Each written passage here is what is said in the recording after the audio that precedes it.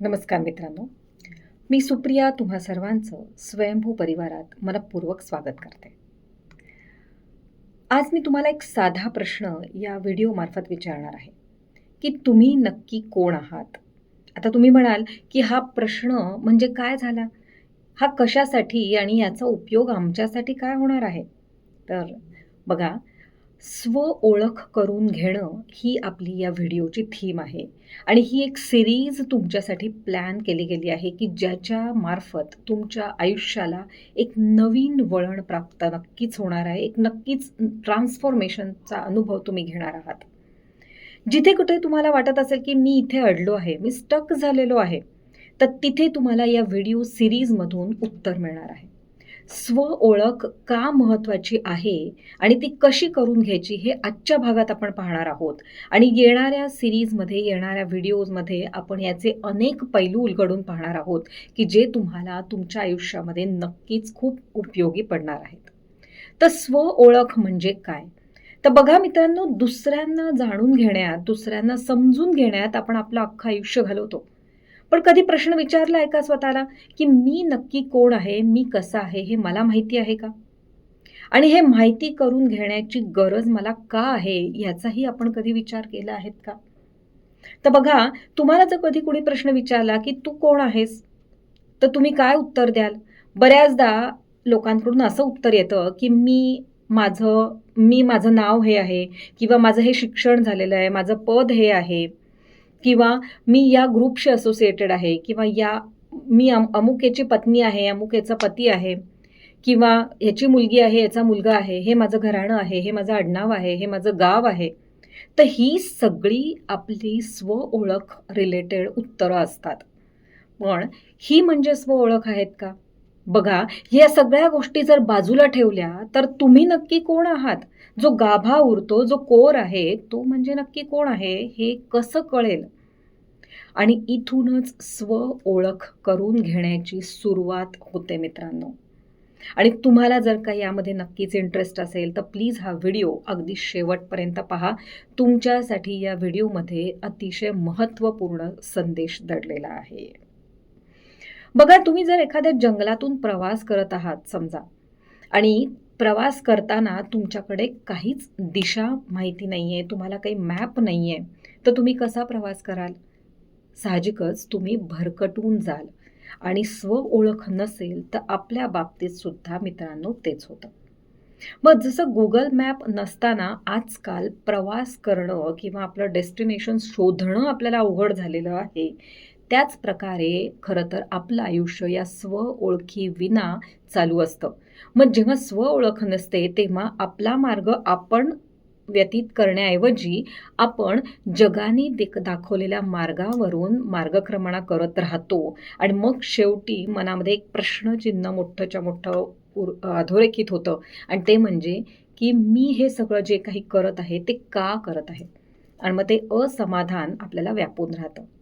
आणि जर हे असमाधान तुम्हाला जर नको असेल, तर आता जाणून घेऊयात, की या स्व-ओळखीचा आपल्या आयुष्यामध्ये काय परिणाम होतो. तर पहिला परिणाम म्हणजे तर आपल्या हेल्थवरती होतो. जसं की तुम्हाला माहिती आहे, की आपल्या आयुष्याचे 4 महत्त्वाचे पिलर्स आहेत. हेल्थ, वेल्थ म्हणजेच करियर किंवा प्रोफेशन, रिलेशनशिप्स आणि स्पिरिच्युअलिटी. तर या 4 चक्रांवरती किंवा या पायावरती आपल्या आयुष्याची इमारत उभी असते. मग आता स्व-ओळख करून घेण्याने या 4ही क्षेत्रांमध्ये काय फरक पडतो हे आपण बघूयात. पहिलं म्हणजे तर हेल्थ, आपलं आरोग्य. उत्तम आरोग्य असणं हे सगळ्यांनाच एक आवडीचं किंवा एक सगळ्यांसाठी एक अतिशय महत्त्वाचं असं गोष्ट आहे. हेल्थ इज वेल्थ आपण म्हणतो. पण ही वेल्थ आपल्याला कशी प्राप्त होईल हेल्थची? तर जेव्हा आपण स्वतःला ओळखू. जेव्हा मी काय खाते, काय बोलते किंवा माझ्या मनावर काय गोष्टी लादून घेते हे मला कळतं, त्याच वेळेला मी माझ्या शरीराचे संकेत योग्य पद्धतीने ओळखू शकेन. मला जर का माझं शरीर, माझं मन जे सिग्नल्स देतंय ते योग्य पद्धतीने कळलं, तरच मी माझ्या या शरीराची योग्य काळजी घेऊ शकेन. बरोबर आहे? मग यासाठीच आपल्याला ही स्व-ओळख करून घेणं गरजेचं आहे मित्रांनो. बऱ्याचदा आपल्याला काही खाल्ल्यामुळे त्रास होतो. आपण म्हणतो की फूड ॲलर्जी आहे. हे अगदी पटकन चटकन दिसून येण्यासारखं आहे आणि तिथं स्वओळख आपली होणं हे अगदी साहजिक आहे आणि स्वाभाविक आहे, सोपं आहे. पण कित्येक गोष्टी आपण आपल्या मनावरही लादतो आणि मग सायकोसोमॅटिक अशा प्रकारच्या आजारांना, व्याधींना आपल्याला तोंड द्यावं लागतं. पण त्या गोष्टी आपल्याला कळतच नाहीत, कारण आपण स्वओळख केलेली नसते. आपल्याला राग का येतो किंवा राग आल्यानंतर आपल्या शरीरात काय बदल होतात, आपलं शरीर कसं रिस्पॉन्ड करतं, हे आपल्याला माहितीच नसतं. कित्येकदा मनाविरुद्ध घटना घडल्यामुळे किंवा टेन्शन आल्यामुळे किंवा एखादी परिस्थिती हाताबाहेर जायला लागल्यामुळे सुद्धा आपल्या शरीरावर आणि मनावर त्याचा खूप मोठा इम्पॅक्ट होतो. पण हे जर आपल्याला स्वओळख नसेल, तर आपल्या लक्षात येत नाही आणि आपण त्यावरती उपाययोजनाही करू शकत नाही. आपले ट्रिगर्स काय आहेत हे जर स्वओळखीतून आपल्याला कळलं, तर त्या ट्रिगर्सला कसं हँडल करायचं, कसं मॅनेज करायचं, कसं टाळायचं आणि त्यावरती उपाययोजना काय करायची हे आपल्याला कळू शकतं आणि यासाठीच ही स्वओळख अतिशय महत्त्वाची आहे. पुढे आपण बघणारच आहोत की स्वओळख कशी करून घ्यायची. पण सध्या बघूयात की या स्वओळखीचा आपल्या आयुष्यातल्या दुसऱ्या पिलरवरती म्हणजेच आपल्या करिअरवरती कसा परिणाम होतो. तर या स्वओळखीतून आपल्याला आपली कौशल्य काय आहेत हे कळतं. आपल्या जीवनाचा उद्देश काय आहे ते कळतं. आपल्या आपली पॅशन कशात आहे ते कळतं. किंवा आपण असं म्हणू शकतो की आपल्या स्ट्रेंथ आणि आपले वीकनेसेस काय आहेत. म्हणजेच काय तर आपलं स्वॉट ॲनालिसिस सुद्धा आपण करू शकतो. आणि हे केल्यामुळेच खरं तर आपण आपल्या करिअरमध्ये, प्रोफेशनमध्ये यशस्वी होतो. आपल्याला शोधून काढायचं की असं कुठलं काम आहे की जे करताना आपण तहान-भूक हरपून करतो. अगदी भान हरपून न थकता ते काम आपण करू शकतो. कुठली गोष्ट आपण एन्जॉय करतो. हे जेव्हा कळतं तेव्हा ती गोष्ट आपल्याला आनंद देते, समाधान देते आणि त्याच्यातून आपलं अर्निंगसुद्धा चांगलं होऊ शकतं. त्यामुळे आपले कौशल्य ओळखणं आणि स्वओळख करून घेऊन या आपल्या करिअरला, आपल्या प्रोफेशनलाच आपली एन्जॉयमेंट बनवणं हे अतिशय महत्त्वाचं आहे आणि हे जेव्हा घडतं त्यावेळेला लक्ष्मी आणि सरस्वती या दोघींचाही वास मित्रांनो तुमच्याकडे असतो आणि मग बघा तुमचं आयुष्य एका वेगळ्या लेव्हलवरती जातं. आणखीन एक यामध्ये महत्त्वाचा मुद्दा आहे बघा. बऱ्याचदा करिअरमध्ये, प्रोफेशनमध्ये, आपल्या नोकरीच्या ठिकाणी, आपल्या कार्यक्षेत्राच्या ठिकाणी आपल्याला काही लोकांनी जर फीडबॅक दिला, तर तो फीडबॅक आपण योग्य पद्धतीने बऱ्याचदा घेत नाही. मग आपण वेगळ्याच मनोस्थितीमध्ये जातो. पण जर का आपण स्वओळख करून घेतली, तर आपण आपल्याकडे आणि जगाकडे सुद्धा एका वेगळ्या नजरेने बघायला शिकतो आणि त्यामुळे आपली सुधारणा, इम्प्रूव्हमेंट ही अधिकाधिक लवकर आणि योग्य दिशेने व्हायला सुरुवात होते. आता तिसरं क्षेत्र आपल्या जीवनाचं ते म्हणजे आपले रिलेशनशिप्स. बघा, नात्यांच्याच फाउंडेशनवरती आपल्या आयुष्याची ही सगळी जी काही इमारत आहे ती उभी आहे की नाही? नात्यांमध्ये जर का गोडवा असेल, तर तोच गोडवा आपल्या आयुष्यातल्या सगळ्या बाबतींमध्ये उतरतो. आयुष्य सुंदर बनून जातं. पण हेच जर का नात्यांमध्ये कटुता असेल, तर मात्र बघा आयुष्य किती विरस बनतं, नीरस बनतं. यासाठी स्वओळख करून घेऊन आपल्या नात्यांमध्ये गोडवा आणणं, आपल्या नातेसंबंधांना सुधारणं हे अतिशय गरजेचं आहे मित्रांनो. बघा, नात्यांमध्ये प्रॉब्लेम्स काय येतात? तर अपेक्षाभंग किंवा इगो प्रॉब्लेम्स, हे जे अहंकार किंवा मीच का मागे घ्यायचं, माझंच काय चुकलं, मीच का, हे जे प्रश्न उद्भवतात ते खरं तर आपण स्वतःलाही नीट ओळखत नसतो आणि दुसऱ्यांनाही नीट ओळखत नसतो. पण दुसऱ्यांना मात्र आपण चांगलं ओळखतोय या भ्रमात आपण असतो आणि म्हणून हे सगळे नात्यांमधले प्रॉब्लेम्स क्रिएट होतात. मग यांना कसं मॅनेज करायचं आणि याच्यातून आपल्या आयुष्यात आनंद कसा फुलवायचा हे सगळं आपल्याला या स्वओळखीतून कळायला लागतं आणि म्हणून ही महत्त्वाची आहे. आणि चौथा पिलर हा म्हणजे स्पिरिच्युअलिटी. पवित्र, सुंदर असं आपल्या आयुष्याचं एक महत्त्वाचं अंग. आता तुम्ही म्हणाल स्पिरिच्युअलिटी म्हणजे आध्यात्मिकता, धार्मिकता असं काही आहे का? आम्हाला कदाचित आत्ता आमच्या आयुष्यात त्याची गरज नाही आहे. पण मित्रांनो, आध्यात्मिकता म्हणजे केवळ देवधर्म, पूजा किंवा कर्मकांड किंवा ध्यानधारणा हे नव्हे. आध्यात्मिकता म्हणजे तुमचं आयुष्य कशा सुंदर पद्धतीने तुम्ही जगता आहात, ते म्हणजे आध्यात्मिकता. जेव्हा तुम्ही स्वतःला ओळखता, त्यावेळेला आध्यात्मिक क्षेत्रामध्ये तुम्ही यशस्वी होता. आता पुराणामध्येच जर बघायचं झालं तर एक अतिशय सुंदर दाखला इथे दिलेला आहे. दत्त महात्म्य नावाचा जो ग्रंथ आहे, अतिशय सुंदर टेंबेस्वामी महाराजांनी रचलेला, यामध्ये एक अध्याय आहे, एक वर्णन आहे एका दत्तभक्ताचं. जेव्हा अलक हा मदालसेचा पुत्र सर्व बाजूंनी हरून विफल मनस्थितीमध्ये दत्त महाराजांपुढे उभा असतो. त्याचं युद्धामध्ये सगळं काही राज्य गेलेलं असतं, त्याच्याकडे काहीच राहिलेलं नसतं. अशा परिस्थितीमध्ये जेव्हा तो त्यांच्याकडे मार्गदर्शन मिळावं म्हणून जातो, त्यावेळेला दत्तप्रभू त्याला काहीही लेक्चर देत नाहीत, काही सल्ला देत नाहीत. तर त्याला ते एकच प्रश्न विचारतात. ते म्हणतात, तू कोण आहेस? आणि त्या एका प्रश्नाने त्याची समाधी लागते. त्या एका प्रश्नाने त्याचे सगळे जे काही स्तर आहेत ते उलगडायला लागतात. त्याचे अहंकाराचे सगळे स्तर गळून पडायला लागतात.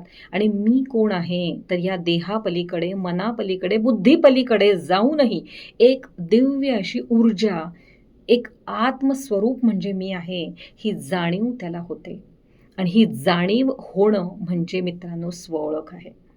आणि त्याच क्षणी त्याचं ट्रान्सफॉर्मेशन होतं. त्याच क्षणी तो सगळं हरलेला असताना सुद्धा केवळ ज्ञानाचा प्रकाश, ज्ञानाचा खजिना त्याला मिळाल्यामुळे तो जगज्जेता भक्त बनतो. तर हे महत्त्व आहे स्वओळखीचं. तर स्वओळख म्हणजे मित्रांनो केवळ स्वतःला ओळखणं इतपत मर्यादित नाही, किंवा सेल्फ डिस्कव्हरी हे अगदी साधं ॲनालिटिकल, लॉजिकल असं काहीही माध्यम नाही आहे. तर स्वओळख म्हणजे खरं तर आपल्या आयुष्याचा पाया आहे. स्वओळखीमुळे आपल्याला भावनिक प्रगल्भता येते. आता प्रश्न पडेल इथं सगळ्यांना, की मग आता ही स्वओळख आपण कशी करायची? तर आजच्या भागामध्ये 3 सोपे टेक्निक्स आपण या स्वओळखीचे बघूयात, की जे तुम्ही रोज करू शकता, सहज करू शकता, आजपासूनच सुरू. तर पहिलं टेक्निक याच्यातलं आहे ते म्हणजे सायलन्स आणि रिफ्लेक्शन. रिफ्लेक्शन शिवाय स्वओळख शक्यच नाही. तर यासाठी काय करायचं आहे, तर आपल्याला शांत बसायचं आहे. रोज किमान 10 ते 15 मिनिटं वेळ स्वतःसाठी काढायचा आहे. मग शांत बसा, सगळ्या डिस्ट्रॅक्शन्सला बाजूला ठेवा. असं नाही की मोबाईल घेऊन शांत बसायचं नाहीये, एखादं म्युझिक ऐकत शांत बसायचं आहे नाही.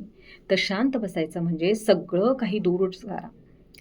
फक्त तुम्ही आणि तुमचा श्वास आणि तुमचे विचार यासोबतच तुम्हाला राहायचं आहे. डोळे मिटायचे आहेत, श्वासावरती लक्ष द्यायचं आहे आणि आपल्या येणाऱ्या जाणाऱ्या विचारांवरती सुद्धा लक्ष द्यायचं आहे. मनातल्या मनातच त्या विचारांना बघायचं आहे, साक्षी भावनेने बघायचं आहे, की माझ्या मनात कोणते विचार येत आहेत, कोणते विचार जात आहेत. या विचारांवरती विचार करायचा आहे. हे ध्यान करायचं नाही आहे, तर हे आपल्या विचारांकडे लक्ष द्यायचं आहे. आणि सुरुवातीला ही सायलन्समध्ये प्रॅक्टिस करायची, की शांत एका जागी बसून ही प्रॅक्टिस करायची. पण पुढे पुढे जसं जसं तुम्हाला हे जमायला लागतं, तसं आपण दिवसभरात सुद्धा येता जाताही आपल्या विचारांवरती लक्ष ठेवू शकतो मित्रांनो. आणि जेव्हा तुम्ही तुमच्या विचारांवरती लक्ष ठेवता, तेव्हा बघा तुमचे विचार ऑटोमॅटिकली योग्य दिशेने चालायला सुरुवात होते. त्यानंतर दुसरा ह्याच्यातला प्रकार आहे किंवा दुसरं टेक्निक आहे स्वओळखीचं, ते म्हणजे जर्नलिंग. कदाचित तुम्ही ऑलरेडी हे करतही असाल, पण आता एका वेगळ्या अँगलने हे करायला लागा. रोज रात्री झोपायच्या आधी स्वतःबद्दल काही माहिती त्या जर्नलमध्ये नोंदवा, की आज दिवसभरात मी काय केलं, कसं वागले, कसं वागलो, किंवा एखाद्या विशिष्ट प्रसंगी माझी रिॲक्शन कशी होती. या गोष्टी त्या जर्नलमध्ये लिहून ठेवा. यामध्ये आपल्याला काही विशिष्ट घटना लिहायच्यात असं नाही. तर दिवसभरामध्ये रात्री झोपायच्या आधी स्वतःबद्दल जे काही लिहावंसं वाटेल ते त्या जर्नलमध्ये तुम्ही जरूर लिहा. कालांतराने जेव्हा तुम्ही ते जर्नलची पानं पलटत जाल, तेव्हा तुम्हाला स्वतःबद्दलची एक नव्याने ओळख व्हायला सुरुवात होईल मित्रांनो. आणि अजून याच्यातला तिसरा प्रकार म्हणजे काय, तर प्रश्न विचारणं, क्वेश्चनिंग टेक्निक. म्हणजे स्वतःला असे प्रश्न विचारत जा आणि त्याची उत्तरं शोधा. एक म्हणजे तर लाईक मला राग का येतो? कधी येतो? माझा राग मी कुठल्या पद्धतीने व्यक्त करते किंवा करतो? कुठल्या व्यक्ती मला खूप आवडतात, कुठल्या व्यक्ती मला अजिबात आवडत नाहीत आणि त्याची कारणं काय आहेत? कोणत्या प्रसंगी मी खूप आनंदी असतो किंवा असते आणि कोणत्या प्रसंगी मला खूप दुःख होतं, वाईट वाटतं, नाराजी येते. असे अनेक प्रश्न तुम्ही स्वतःला या क्वेश्चनिंग राउंडमध्ये विचारू शकता. अगदी स्वतःसोबतच हा खेळ खेळा क्वेश्चनिंगचा. क्विज राउंड स्वतःसोबतच खेळा किंवा रॅपिड फायर राउंड जसे असतात ना, तसे स्वतःला काही प्रश्न विचारा आणि स्वतःच त्याची उत्तरं शोधा. यामध्ये दुसऱ्या कुणाला इन्व्हॉल्व करायची गरज नाही, कारण हा आपला अभ्यास आहे. स्व-अभ्यास आहे, स्व-ओळखीचा अभ्यास आहे. तेव्हा मित्रांनो, आजच्या या भागामध्ये आपण स्व-ओळखीविषयीची ही चर्चा केली. आता पुढच्या भागामध्ये आपण बघणार आहोत, की जगासमोर वावरताना आपण जे मुखवटे धारण करतो आणि त्या मुखवट्यांच्या मागे जो एक वेगळाच चेहरा असतो, तर कित्येकदा हा मुखवटा आणि आपला खरा चेहरा यामध्ये कॉन्फ्लिक्ट होतात आणि मग त्याचा त्रासही कित्येकदा आपल्याला होतात. मग हे मुखवट्यांचं जग काय आहे आणि स्व-ओळख इथे काय काम करते आणि त्याचा आपल्याला काय फायदा होईल, हे आपण पुढच्या व्हिडिओमध्ये बघणार आहोत.